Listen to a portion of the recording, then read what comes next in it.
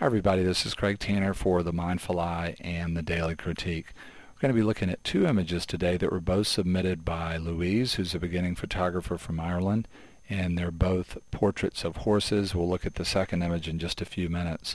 One of the things I wanted to do at the beginning of today's critique is define the visual design concepts of positive space shape and negative space shape. This is a very simple image with sort of one overall positive space shape and one overall negative space shape, so it's a good image for us to talk about these things. A positive space shape is typically a subject in our picture. It doesn't have to be. We could take a picture that's almost all negative space, and the negative space itself could be the main subject. You don't see that as much in photography. It would be a real powerful choice to make as an artist, because it's different. But typically our positive space shapes are a main subject or one of our subjects. And a positive space shape typically has two elements to it. It's a quality of line that ends up becoming closed to first make a shape, and a lot of times one side of the shape could be or will be the edge of the frame. And in most photographs, unless we're just photographing something that is totally two-dimensional, within the positive space shape there'll be the feeling of form, and you have that here. Form is just an illusion of depth that's being created by the difference between highlights and shadows within this shape. A negative space shape is a space shape that's either formed by the difference between the positive space shape and the edge of the frame. And that happens in this image because when you go back here, you really don't so much have quality of line as you just have a texture. So there's no other shapes out here to get to before we get to the edge of the frame. So the background of this image, this whole idea moving all the way around, is one big, continuous, very dynamic negative space shape. And then it gets more complicated than that, because within most positive space shapes, like the overall space shape of the horse, we have other positive and negative spaces, unless the horse just basically was a flat-filled cutout of a horse. We have a quality of line here that gets closed, that becomes a positive space, and then not much quality of line at all, and then another quality of line that gets closed. So positive space, negative space, positive space, negative space, another positive space shape, and on and on and on. One of the reasons I'm bringing this up in a critique today, where we're looking at a simple image, is we can, when we're first getting into photography, get overwhelmed by the idea of just our subject and forget that we're going to take a picture that's going to forever fix not only our positive subject, positive space shape in one place, it's going to turn the negative space into an idea that's fixed or static.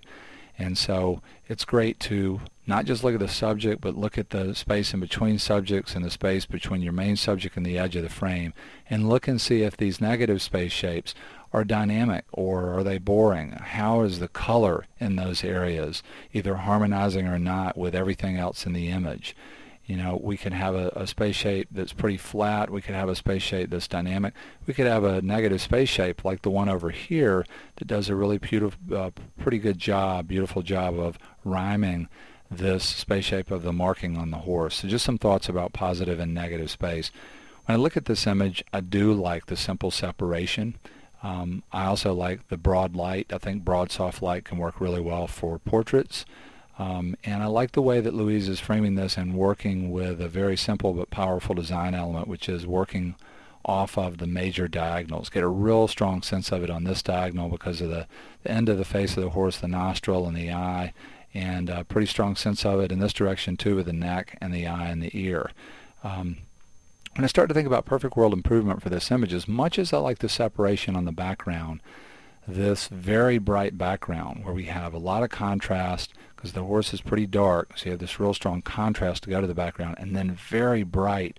For me, as much as I like the separation, the background starts to overwhelm the idea of the horse and also sort of the main subject of the horse to me, which is the eye.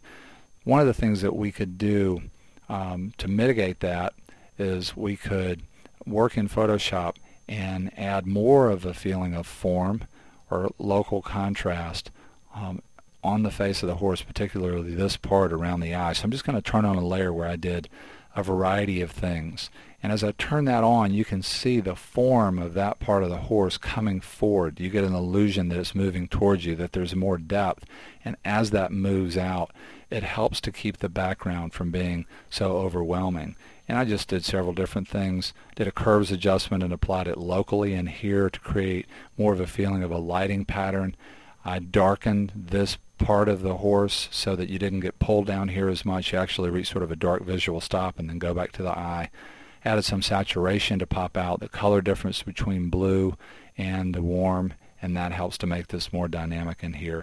Another thing that we could do is we could look at a black and white conversion, because in a black and white version of an image, the white doesn't have as much visual weight as it does in a color file. Let's look at the other image that that Louise submitted, and it's really sort of interesting because this background actually sort of addresses some of the concerns that I had about the other background. In this case, instead of this being very bright and pulling me past the idea of the horse, it's bright, but it's not white. It's also a color that complements the color of the horse. By that I mean it's an opposite color. And this is cool and this is warm. So the horse is, because this warm is more visually powerful than the cool, even though it's very light colored cool, very light in value.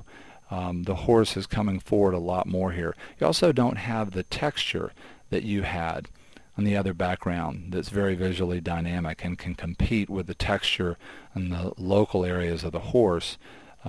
This is more homogeneous, and it doesn't compete with all this texture on the horse. Something else that's really powerful from a design standpoint, great thing to remember if you're sort of designing portraits in cameras.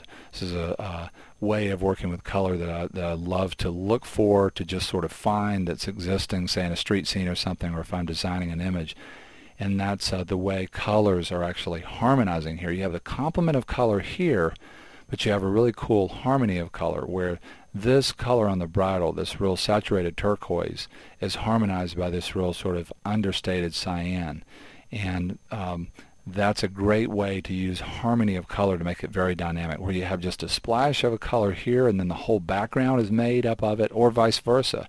A lot of the color here and then just a splash of it to harmonize in the background. That's a cool way to work with harmony of color. So these are colors that are the same, not complements of color like this that are opposites.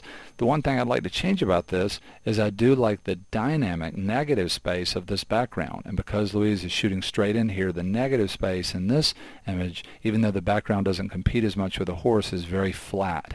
And so it's almost like I'd sort of like to combine the best elements of both of these portraits. Having said all that, I like both of these portraits a lot. You know, photographing any either wild animal or even a tame animal like livestock or pets, the degree of difficulty is so high. And Louise has done a really beautiful job of creating simple portraits of both of these horses.